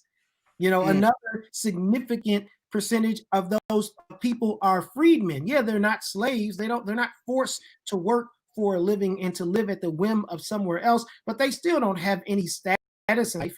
You know, some people are citizens, or they make enough money to buy themselves a citizenship, and then they can become a part of the Senate, and potentially impact if these other rich people want to make a better life for everybody else in this country. And it's just like, it's absurd. You know, this is the paradigm of Scripture. You know, with the government's crushing people, and yet we in America care about the middle class, and we in America naturally assume that the poor are a bunch of idiots and poor decision makers that bring their plight on themselves, in spite of the fact that this country was built on slavery, in spite of the fact that this country for over 100 years, it was completely legal to discriminate against a person, despite for 50, 60 years after that, it was permissible to de facto allow people to mistreat and exploit other people, and no one turned even better than I, as the Joker says. This is the country that this is the history of this country that we live in, and yet so many people romantically think about this country as if it's so great, and look at the people that God cares about, the people that God wants to know him. Look at those people and say, you guys are idiots. You bring all your problems on yourselves. So let me ask you this question. Have you ever took a look at material determinism? Are you aware of that? Drawing a blank right now. Okay. Material determinism means that the moral, cultural, intellectual, and vocational choices of man are determined by material factors. And we could also even say, by economic factors as well. Now, when I hear so-called Christians espousing material determinism by saying, oh, you shouldn't help so-and-so, or you shouldn't do this or that because they'll become dependent and things like that. You shouldn't help the poor because you're making them more comfortable in their situation. That's, in my opinion, material determinism, which is not a Christian position. It's actually a position that comes from Marx. So who's the Marxist now? So who's really the Marxist, so to speak? I mean, look, these people cannot even wipe. I'm gonna let it go. I'm gonna be nice. So let's just go on to CRT real quick. So we're getting ready to shut it down, folks. But in this year, to talk about after CRT. We can go as long as you want to go. Or after. It's up to you. I'm here with you. I'm talking about the controversy, the UA controversy, and I'm talking about the moral failures of Christian leaders.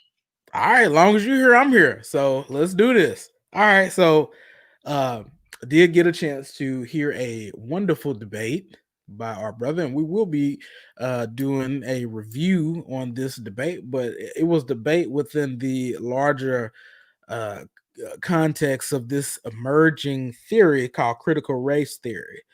And for whatever reason, everybody and their mama, as a certain political commentator would say, has become an expert on critical race theory.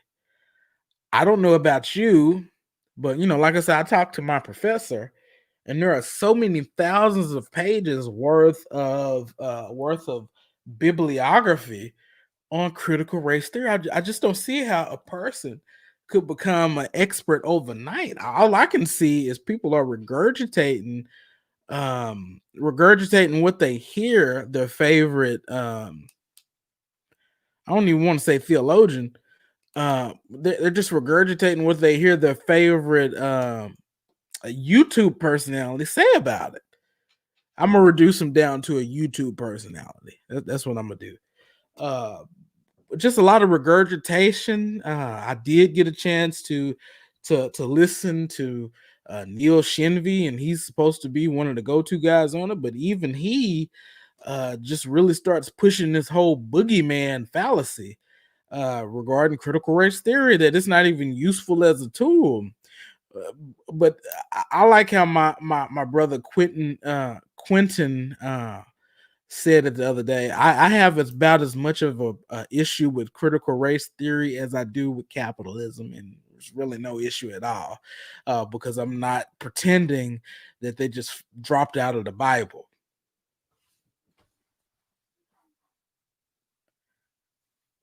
What say you, Chris? All right, mute was on. Yeah, man. Boogeyman, man. Seriously.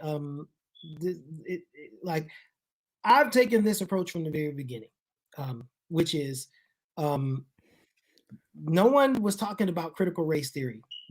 We're only talking about critical race theory. What we were saying? We were saying they're broken systems. We were saying that this group of people has been historically oppressed. This group of people in this way. This group of people has been historically oppressed in that way. That's what we were saying. We were simply describing what the data that we see. We were describing the phenomenon that we see, and we were categorizing it as data. That's what we were doing, right? And then along comes someone who says, well, critical race theory does that same thing. Therefore, you're a critical race theorist. And it's like, well, no, I'm not a critical race theorist because I'm not advocating critical race theory. I'm simply describing phenomenon and categorizing it and showing statistically how this data should be looked at and perceived, and in that light, how these things are injustices, and Christians are supposed to be about justice and righteousness, and therefore we're supposed to be addressing these types of things. And they go, oh, you're a critical race theorist. And to me, it's like critical race theory is a red herring. Instead of actually engaging the actual talking points that I'm presenting, they would rather talk about critical race theory, something that I'm not talking about. And therefore, we never get to justice. And it seems to me that they would be quite content with us just changing the language. And I made this comment earlier on Facebook on a prominent blogger's comment that shared a blog from someone else, and them talking about these things from Iceland. And I said, listen, I don't think that, like, I feel like if we conceded this whole language business, do you really feel like you're going to stand before God and God's going to be like, great job getting them to concede to that language? Or do you think God would be like, you left the injustice untouched, unaddressed? You simply changed the language. I'm like, it doesn't make any sense. You guys talking about critical race theory. Why don't we actually discuss whether or not injustice is actually taking place? That's one. That's two. That's my approach. Now, specifically on the debate, prior to the debate, what's his name? Razul came out with his blog, Critical Grace Theory, where he argued in his blog, he said, hey, there's elements of critical race theory that are actually true, and we shouldn't be ashamed or afraid of it. It's okay to talk about it. What we're not doing is saying swallow the whole pill of critical race theory. We're saying the elements that are true, we shouldn't be afraid of, and we would say that, here, look at this area, look at this, look at this. We do the same thing with all these other things. We should do the same thing with critical race theory. With critical race theory. So he took a completely different approach than I take, and just saying this is a we shouldn't be talking about it. It's a red herring. It's not something that I'm even talking about, so I'm not going to entertain your conversation on it. He said, hey, there's no need to be ashamed of it. But he also pointed out, like, hey, I wasn't talking about that. I'm only talking about it because you started talking about it. And so I looked it up, figured out what it was, and this is what it is.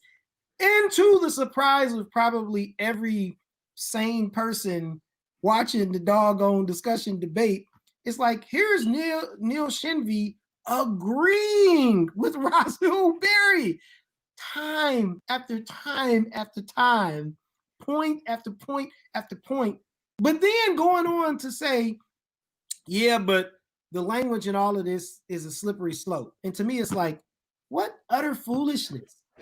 I mean, you effectively conceded the debate when you agreed with his point, because his nuanced point was, I'm only talking about the relevant points, and he defined some of the relevant points, and Shinvi agreed with him. So yeah, that, that debate was emblematic of how the dominant culture, particularly on these things, kind of looks at these things.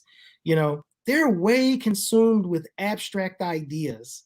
They're so impractical that they see victory as winning the language battle and not the actual justice battle.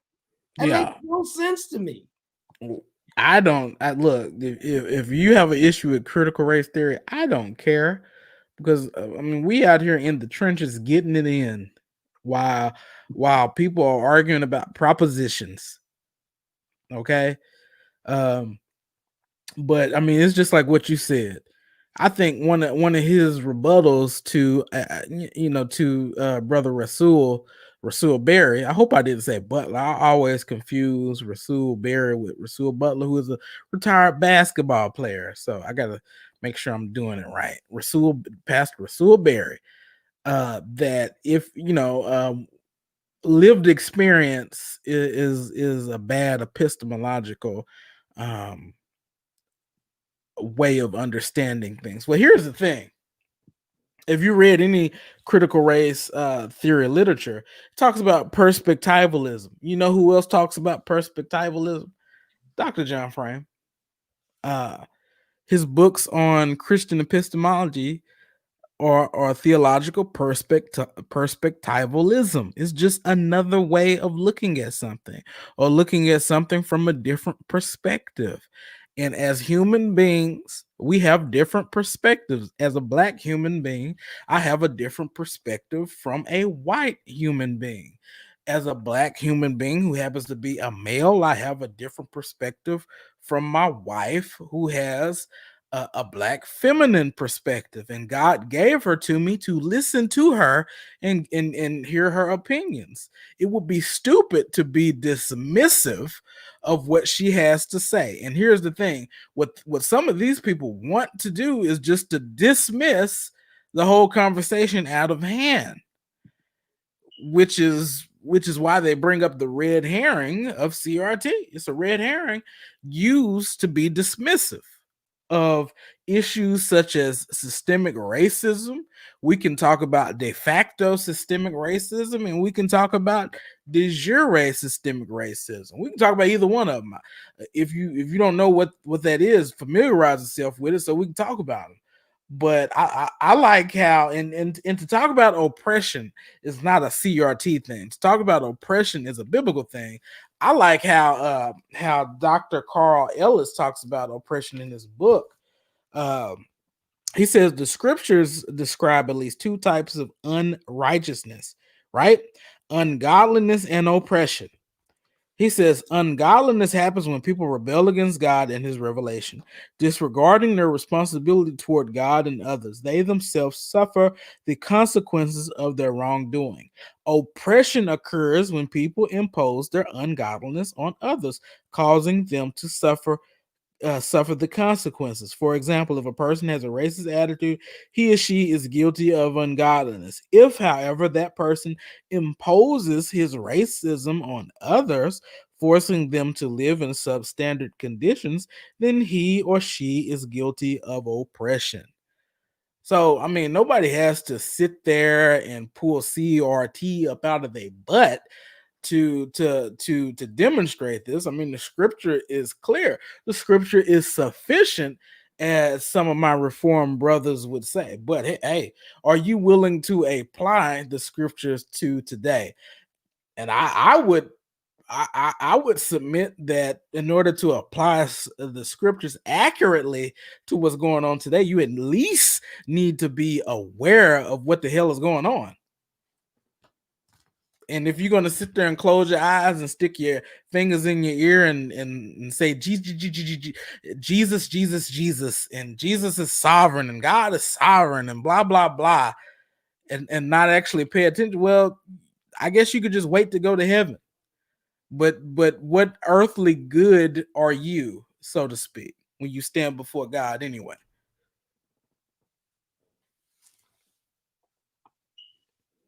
Man, you preaching, bro. So that was CRT, and like I said, a debate review is coming. I know I will be reaching out to the Apologist in Detroit for that. I might have another two more brothers on there to see what they got to say about it. But with all, this was an election year, and I mean, really, the past 4 years, we have gotten a chance to see the emergence of a new political party, and the new political party is the party of Trump. To be perfectly honest, it's the party of Trump, and we also seen what people tried to do as far as merging um, evangelicalism with American nationalism, and hence you get the term Christian nationalism. And in my opinion, it's idolatrous, and also in my opinion, the Republican Party will really never ever be the same after Trump. What's your thoughts, Chris? I mean, again, um, I'm more of a. I really feel like when we talk about politics Hmm. in the with the political parties and stuff, I'm like, it's unhelpful. I mean, the reality is, anybody who's not a Christian, filled and empowered by the Holy Spirit, is effectively working against the righteous expectations, commands, and of Yahweh. They are in one way, one form or another, and I call that, theologians these days call that anti-human flourishing, aka sin. you know it's people working against the what Yahweh called us as image bearers, salims, as representatives of his to do. So yeah, I really just I just lump all of the politicians into the same ball. And the same Yeah, ball is, you guys are professional anti-human flourishers. That's what you are. You speak your father's native language, as Jesus told the Pharisees in John. Your father's a liar. You speak his native language.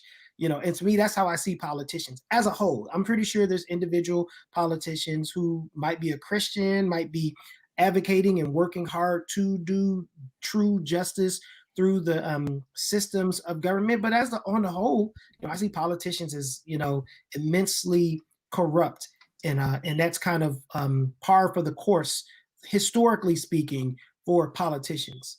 So yeah, that's kind of my take on this whole thing. And I know a lot of people. To me, I think that what's really really what's happening is people are just being more overt and upfront about thoughts that they had in their head, but they thought these racist thoughts already. This isn't new. Trump didn't come along and teach them these ideas. Trump just came along and made it popular to just speak your mind. yeah, and see, Anyway. and that's the reason why. Look, when you elect an official, I know that some of my friends have wanted to separate Trump's personal issues from the office of the president. One, on what biblical, here's the thing: if we want to go to the Bible for everything and just neglect Christian prudence and natural logic and things like that, well, one, where biblically do we find the dichotomy being formed between a person's character and their public policies? On what basis, if you want to hammer people who vote Democrat or things like that, on what basis is it cool to separate the two? Okay. uh the issue with Trump is Trump had a lot of influence. but he didn't have any character whatsoever. And when you have a lot of influence and no character, that's a dangerous recipe for the people around you. Because what happened is all the closet racists, Proud Boys and whoever, Boogaloo fellas, and they wearing their kilts, and they are, you know, burning signs and things like that. They're empowered and ready to do some damage. But it's always been here. It's just that you had a person who had a lot of influence with no character come to the scene, and he made it cool, so to speak, to just speak your truth. Yep. To just speak your truth and be who you are. Yep. You're American and you are exceptional. Who cares? That's why you can have PragerU say what they said about Robert E. Lee, who was a savage. Yeah. Now, well, you know, Robert E. Lee was a self-professed Christian, so you know, and they always have this argument that these men were men of their time. I mean, to me, it's like I almost cussed. Yeah, I know. Like, men of their time. To me, it's like okay, again, religion. People get religion way off because they think of again. We have the luxury in our time to think to make religion enterprise of ideas. You know, we get to discuss and we get to argue whether or not God elects individuals or individuals respond to God's call and free will. You know, we get to argue and debate over that. In the ancient world, you are busting your butt every single day, making crops, building, doing whatever you do as a skill or a trade or however you got by in life. Every day you working as hard as you can to survive. And when I say survive, I'm talking about some like there's no refrigerator to save that food to tomorrow. Ain't no McDonald's to go and get fast food. It's like every day somebody's cooking food for everybody and everybody's working. And it takes all of us, our whole community, in order for us to function right. That's what it took in the ancient world for it to get by. So religion to people in the ancient world was way more practical. They literally believed God was going to save me right here, right now. Not I'm going to the by and by pie in the sky. They believe that my everyday survival rests upon my God being real and my God delivering on the promises that he has gave me. That's how people thought about religion in the Bible. You know, they didn't have the luxuries that modern technology bring to us. So, you know, we have to realize that that's what we're dealing with. That's what we're trying to exegete. That's what we're trying to understand clearly. You know, and I think that we should do a lot less arguing and fighting over these ideas and a lot more impactful, real. That's what it was saying. It was literally talking about feeding hungry people. Jesus literally turned 2 fish and 5 loaves of bread into food for 5,000 people plus women and children. That happened. You know what I'm saying? That was real. Jesus literally gave free healthcare to people around healing folks. That happened. That's not a metaphor. You know, that's not an allegory. That happened. You know, and we should see the commands like in Matthew 25 for us to do the same thing that Jesus did. We should see it as real. I mean, he's literally sending people to hell. The king is literally condemning people for their disobedience in Matthew. Let me play the devil's advocate. You cannot make people pay for health care for other folks. That's slavery, Chris. That's slavery, sir. This is America. You can't do that. Well, to me, again, Americans have our social ethic is hyper individualism. So for us, we think what is preeminent for the individual is what is truly virtuous. In the ancient world, what was preeminent was the communal values. You know, when we see people getting killed and their whole household getting killed in the ancient world because they took some of the money and some of the stuff that they were supposed to burn all of when they were conquering, when they were going into Canaan. It's like, no, the implication is, you and your household, them people kept that secret and they were complicit with your sin. And that is a compromise to the welfare of the entire community. So yeah, I think part of the problem that our view is so distorted is because we see things from our modern ethic rather than the actual ethic of the Bible. Now, the Bible ethic of the Bible, so you could make an argument that this social ethic was in light of the fact that they were a communal society because of their lack of technology. But what you can't say is that the communal ethic is inherently evil or wrong, because it is the ethic of the Bible, the entire scope of the Bible. Old Testament, New Testament, Genesis to Revelation, communal values ruled today. That is the social context of that world. And so for us, when we are trying to draw out truths and ethics and we're trying to make them relevant for our day and time, we cannot be wholly dismissive of the fact that communal ethics was ruled today. So yeah, I don't think that you can simply say that. And to me, it's like, the reality is we're doing it now. All of us pay taxes so that the welfare of the community is sustained here in America. We have an army that is an army for the whole country. We have communal ethics now. We live on it. Every person who works as an employee for a company is part of a community of people. And if that company goes under, everybody loses that job. And if it has a good year and there's profit sharing, everybody gets a check. It's built, it's not either or, it's both and. But and it's also not, you simply can't make the argument it's not fair that we all share a burden, because we're already all sharing burdens. We're sharing burdens through taxes, through Social Security, and through a whole bunch of other stuff. And really the only question is, do we as a society want to collectively manage something like healthcare? We can make that decision collectively, and we can vote in our society as a society where we are have the liberty to vote and elect representatives who are supposed to then go and vote on legislation that represent the people who elected their wishes. If we wish to have communal healthcare, then we can elect people and say, this is what we want, and they can legislate that. And there's nothing immoral about it. There's nothing wrong about it. There's nothing inappropriate about it. There's nothing unbiblical about it. It's a freedom that we actually have. So to me, when people argue against things like national health care, they really have no ground to stand on ethically to say that it's wrong. Okay.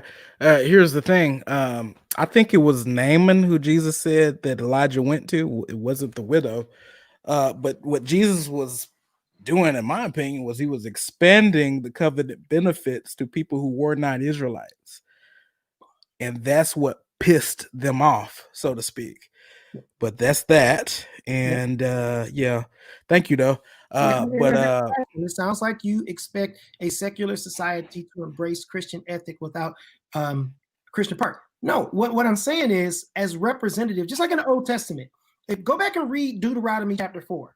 The reason that God gave them such righteous laws and such wisdom was so that the surrounding nations would look and see and say, what type of people of this, who God gives them such righteous laws and such wisdom, who's among them when they pray? It was the righteousness was a means of attraction, so that these lost people that are pagans, that are following these false gods, Naaman would return and worship the true and living God. And their return was in light of their attraction to the righteousness that Yahweh cared. And go read the Psalms. How does the Psalms talk about Yahweh?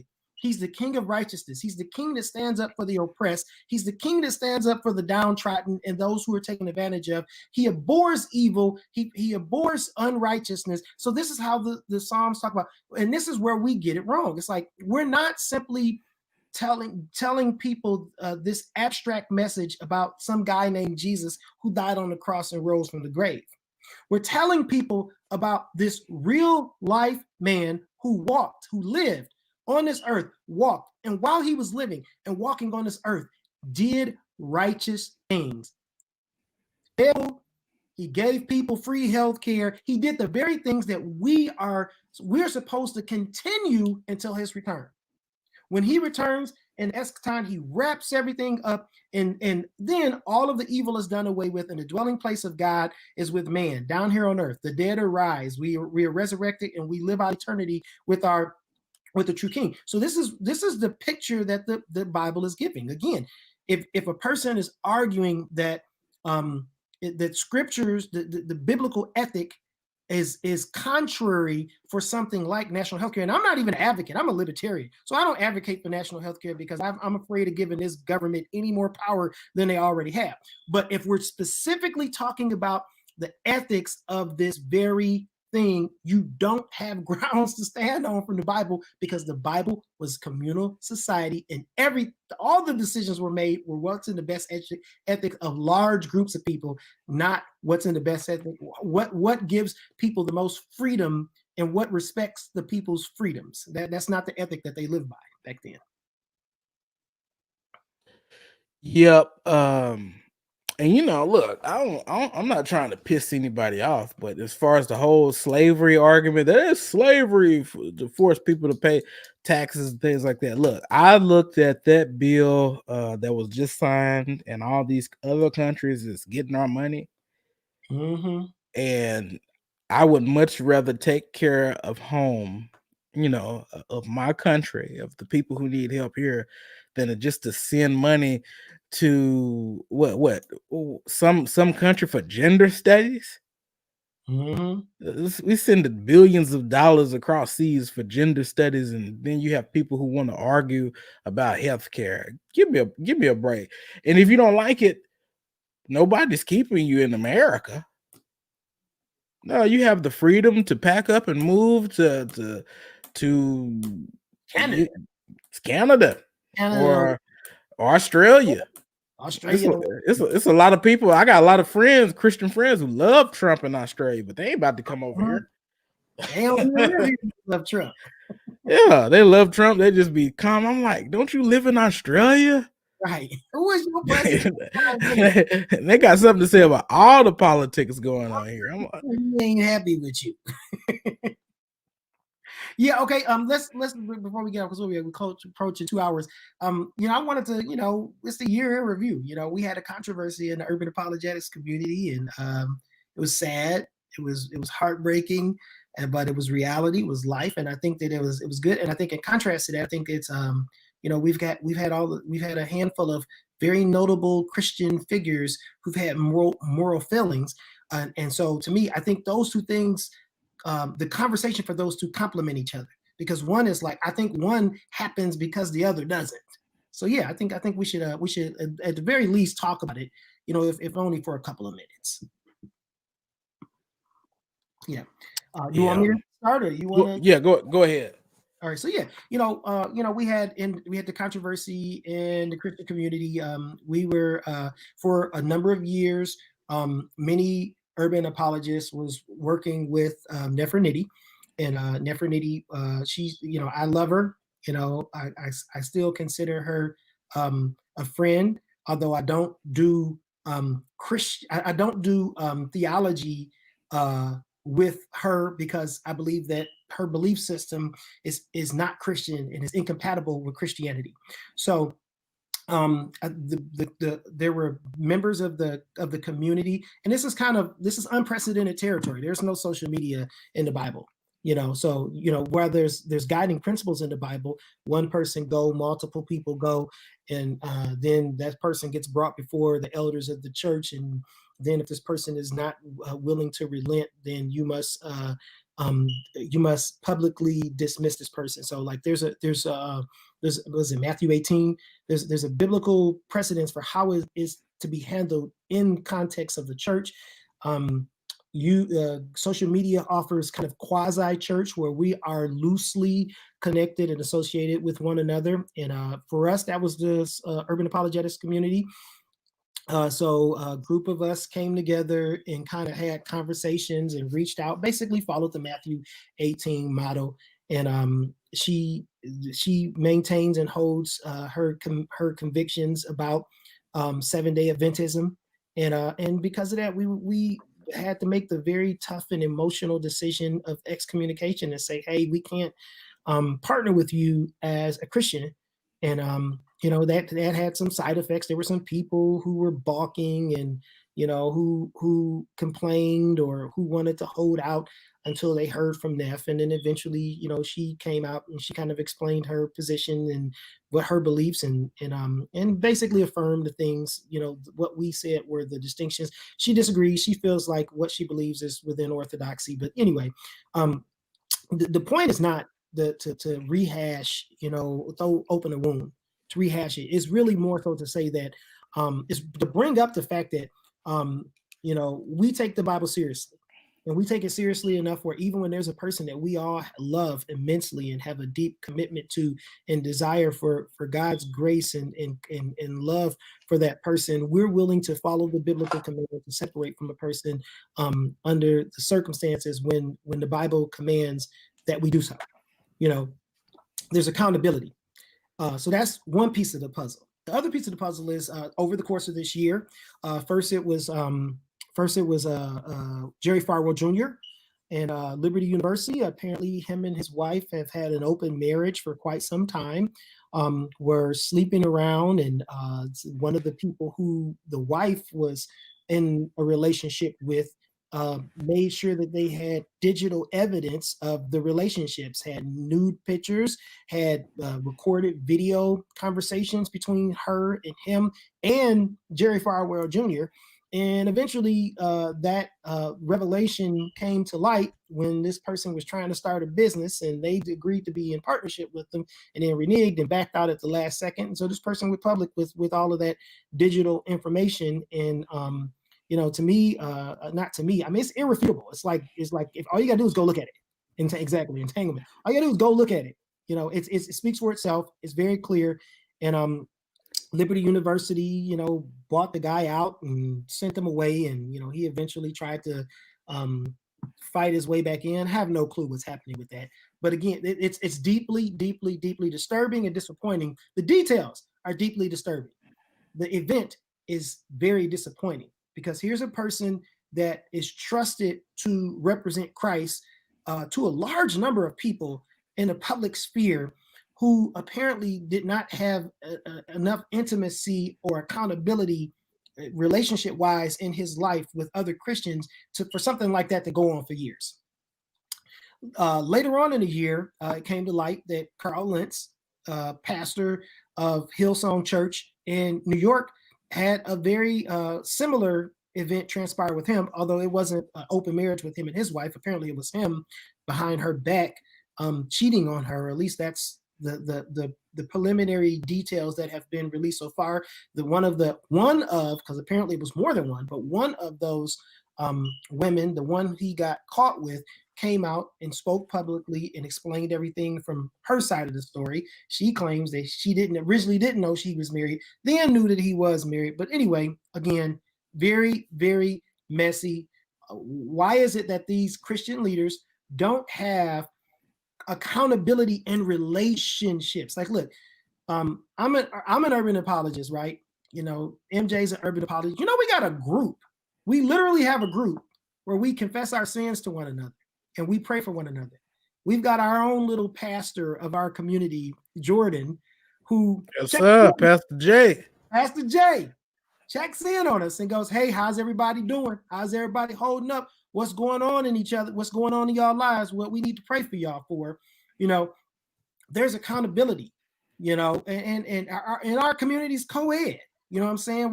We have women that's a part of our community, and I personally make it my business to be like, hey, look, we ain't letting nothing get out of hand. You know what I'm saying? Don't let nobody, mistreat you, mislead you. Y'all know y'all can count on your brother. If anything, nothing else, y'all know y'all can count on your brother. And I know all the brothers feel like that. We like, hey, we there for y'all. We're going to protect you like we're supposed to, like men are supposed to do. We're not going to exploit you. We're going to protect you. So, we have this. And then lastly, just recently, the preliminary report from the firm that's doing a private independent investigation on the allegations against Ravi Zachariah gave a preliminary update on their report. From what I understand, which is what their own public announcement said, basically, in order to make sure that the investigation was conducted thoroughly and fairly, they hired an outside firm to conduct it, and they gave them vast leeway in their investigation to investigate any lead that they come across, not simply the ones that were associated with the original. And all of this is in the statement that they just released, by the way, not just the ones that they had that initially official complaints have been filed concerning him, and the firm says that their investigation is not complete, but they did find meritorious issues through electronic devices and some other means while they were doing their initial investigation on the ones that were officially complained. And they said they'll, once they finish the report, they'll give all the details out. And to the credit of RZIM, in them attempting to be transparent now, rather than sitting on these findings, they get them and they release them to the public the very next day. So kudos for them for that. But that doesn't change the reality that this seemingly problem exists, where there's so much privilege given in the name of liberty that people have struggles with private sin. That people that these leaders, like, to me, it's like, I don't have that liberty. I don't. You know why? Because I got people that are intimately involved in my life, that care about me, that want to know truth. And I personally care enough about myself and God that, I'm being transparent. It's like, hey, if I'm sinning, if I'm doing something wrong, I don't want to hold on to that, because I know that's how the devil traps you. The devil traps you by making you hide in secret sin. So for me, it's like, hey, I'm gonna tell you the truth, and you hold me accountable. And the fear of shame of having to confess a sin is part of the way that God designed things to work. You don't want to live with the shame, so you actively avoid the thing that brings shame to you by having those intimate relationships. And to me, it just seems problematic. Again, it seems problematic that that the church, we keep taking it on the chin. Christ, the bride of Christ, keeps taking it in public because organizations that have influence and power give people way more freedom than we should ever have. They lack intimacy and accountability, and that's sad. It's super sad. We, the range of admiration for these three guys. I mean, it couldn't be more three different. It's really a evangelical, the face of evangelicalism. Some might argue in Farwell Jr. A very prominent face of charismatic Christianity, and Carl Lentz, and an iconic face of apologetics, one of the most noble subgenres of Christianity, and Ravi Zacharias. And yet the same problem across all three different kind of sects of Christianity. You got the same problem. You got way too little accountability and intimacy in relationships that leads to these types of things happening. And it's devastating for the people involved, and it's devastating for the church, because the church, we're already fighting for relevance in preaching the gospel and telling people about God, and now we have one more hurdle in the way of that, explaining away the behavior of these people who were supposed to be church statesmen. So. Yeah, I mean, like I said, you pretty much summarized the way. You got three different faces. You got a political face, you got a popular face, and you have that for all intents and purposes, an iconic face. I will always appreciate the good that Ravi Zacharias put forth, because ultimately all glory goes to God, but at the same time, accountability is important, and it's just good that we have people who can check us, so to speak. And even what happened with Neff, uh, look, we got certain things in place due to the fact that we try to go by what's written in the book, what's written in God's word, to be accountable to each other and to be able to be checked when need be. I know if I say something crazy, I thank God for a seasoned brother like Chris Brian Samuel, and also another brother, two other brothers that I consider mentors and friends, like Adam Coleman and Alfredo, to say, hey, ho, put the brakes on, to push back on it if it's crazy. And then, of course, we got our sister. I know Shotty Mills is gonna say whatever she got to say to to to point a person to the truth. So I thank God for people like that. Yep. I thank God for people like that, and I think one is the Bible talks about open rebuke and a secret, what a secret love or a secret relationship or something like that. How open rebuke is better.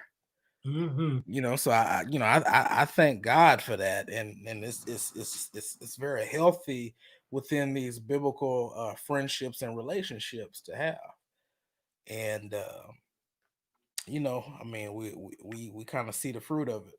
So, 2020 is in the books for the most part. We do have to, Lord willing, we'll all make it to Friday, but 2020 is in the books for the most part.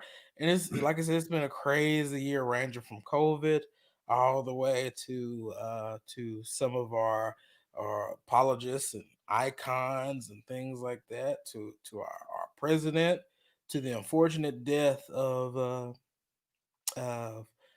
Mr. George Floyd. But with that, God has afforded us the ability to walk in His truth. That He is a God of justice, and that God loves justice, as my brother wrote in his blog. So be on the lookout for some of those blogs. My man is a prolific writer in his own right, and those blogs are very sharp and right on time for the days that we have been seeing. What you got coming down the tube, Mister Chris Brown Before Samuel? I get on that, Yeah, I'd like to point out that we did all of this and didn't even get into the shenanigans of the conscious community or the brews and all the other cults. we didn't even address none of that stuff. the, you muted yourself. Oh yeah, somebody's yelling at me in the background. Oh, okay. I'm sorry. Yeah, I'm sorry. My little brother was on the video game earlier. He was yelling at the TV. So I said, "Hey, shut up in there." But he's like Thor. He's yelling at me again. Mute master.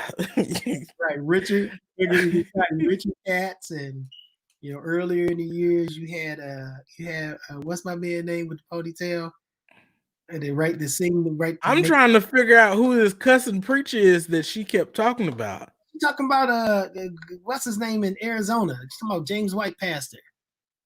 She's talking Oh, about that I thought she was talking about the black dude cussing the actual cussing pastor. some of the guy in there that got all brave, took a couple shots of whiskey, got all brave. Look, we Start need to put a video together with him and Thaddeus Matthews. Right, Jeff Durbin. We ain't talk about Shaka. We ain't talk about Richard Katz. We ain't talk about Berean. We ain't talk about none of the controversial stuff with all of the crazy stuff. We talk. Oh, what's my man name that called BK anti-Semitic or something like that? Dante, look, Dante Fortson, right. look, these folks are picking up cans of twisted tea. You better leave these people alone. Right, we didn't get into all of that. Yeah, so what I got coming down the pipe. All right, so everybody know I'm going into full-time ministry. and it's new, so I'm in fundraising mode, raising support. Get at me. Listen, you know what we get? You know what we often get? We get a lot of people that are um, all excited about these type of things, but on a practical level, the practical level is like, hey, listen, if you ain't got it, you ain't got it. Don't even worry about it. Just pray. Gratefully appreciate support in the form of prayer. Um, but as Lisa says in Coming to America, now we like the kind of jingle, but we prefer the kind that crumble. Right. Put some put something on it. If you got like listen, if you get like if you can put 10 on it, put 10 on it. If you can put 10 a month on it, put 10 a month on it, whatever. There's no amount too little. The ideal way to raise support when you're doing things like this is to have a whole lot of people giving a little bit versus relying on a handful of people to give a lot.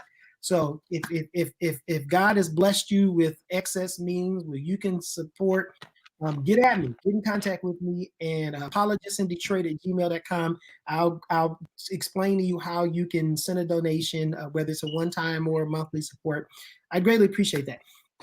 On the production front, I'm preaching at my church this upcoming Sunday. I'm going to be preaching on heaven, the preaching on the topic of heaven. And I previously wrote a blog on heaven, and I've been reshaping that blog in light of the fact that I've been doing a little more research and preparation for this. And so eventually I'm going to drop this blog that I've been sitting on for almost 3 months now. It's called Heaven as the Capital City. Theology and Pictures. Heaven as the Capital City is the subtitle of the Theology and Pictures, and that's a series. It's Theology and Pictures, Heaven as Capital City, Theology and Pictures, Sin as Anti-Human Flourishing, Theology and Picture, the Church, the Church and Mission, the Mission and the People of God, or something like that, as a subtitle. So I got that series of blogs that'll be coming out, and I'll try not to go almost 3 months without dropping a blog. It was actually like a month and a half because I did drop one around voting in November. So yeah, I'm gonna try not to go 2 months, without dropping a blog. My goal is to drop one a month at the very least. Got a debate coming up after I think the second week, I think the 12th or something like that. I got a debate coming up. It's probably just gonna be on this channel right here. It's gonna be me and a Christian brother friend of mine. We're gonna be talking about fair wages. When are Christians supposed to advocate for fair wages, and if so, what is fair wages? And that's kind of the general idea that we're going to be discussing. He's a good friend of mine. We have debates on the phone and on Zoom and stuff. It's just me and him all the time. We've been ongoing dialoguing for years about these types of things, and so we're gonna. And me and him used to run this Bible and Beer. So now this is going to basically give us a virtual way to kind of pick that kind of a thing back up, where we have people come together and debate and discuss different topics. So I got that coming up the second week of January, and then I'm gonna do a little bit more research and then get with Adam Coleman, because I want to do this presentation on representation versus rescue. Kind of flush it out a little bit more. I've been talking about that a lot on Saturday night SNL with SOC, and I want to be able to put that as a teaching in and of itself in one particular place, so that you can kind of go there, wrap your mind around it, go back, research the scriptures, and see it for yourself. Got that coming up also. And then me and you, we always got some kicking around some ideas that Yeah, we have yet to review the critical race theory debate. right. So yeah, that will be on this channel somewhere down the road when the schedules open up, because I don't want to bombard my brother, but of course we like chopping it up, have a good time when we do. It's funny but yet informative. So yeah, we're gonna be getting together, and I guess another thing that we didn't get a chance to mention was we had the Cyber City Apologetics Conference. Oh yeah. And thank God for that, because that was basically how I became aware of you, and a lot of my friends. So all of that was during the pandemic. It was crazy, Yep. but God gave our brother Locale Malone the wisdom and the insight to put together something as unique as the Cyber City Apologetics Conference. I think on most of our channels, the seminars are still up. Feel free to check them out. Yep. Yeah. I had like, to me, I always did local apologetic stuff and intentionally stayed low key because I work for Valvoline, which is like a huge company, and the last thing I wanted was to be online saying some stuff that I know will come back to haunt me. And so, the fact that I became more active because of the fact that it's like, hey, I'm unemployed now, so I ain't worried about nobody firing me for anything that I say, in cancel culture, in the era of cancel culture. And then by the grace of God, this has been in the works for me to go into missionary work for a few years now. And so since I was off, that kind of got fast tracked. And it was like, okay, well, instead of going back to a regular job, I'm going into the field, which has been my passion and what I wanted to always do. So now I feel free to say whatever I want to say because I ain't worried about somebody canceling me for saying something controversial. I can't. Yeah. My church know me, they love me, we have an intimate relationship, and I'm not worried about being canceled there. I can speak my mind because they believe in what I'm teaching and saying anyway. So Gotcha. shout out to Lake Point. That's right. All right. Well, that's going to be the last broadcast on the Urban Christian Institute for 2020. And I'm glad that we were able to have my brother in Christ, Apologist in Detroit, on the channel. And he's always welcome here. I got an open door policy with this brother, open platform policy with this brother whenever he wants to come on. So I thank God for him. I'm a lightning rod for trouble now. Hey, I ain't tripping. I call names. I am not tripping. We want all the smoke on this channel. But till next time, y'all take care and God bless each and every one of you. And I pray that we'll all speak to each other again in 2021. God bless.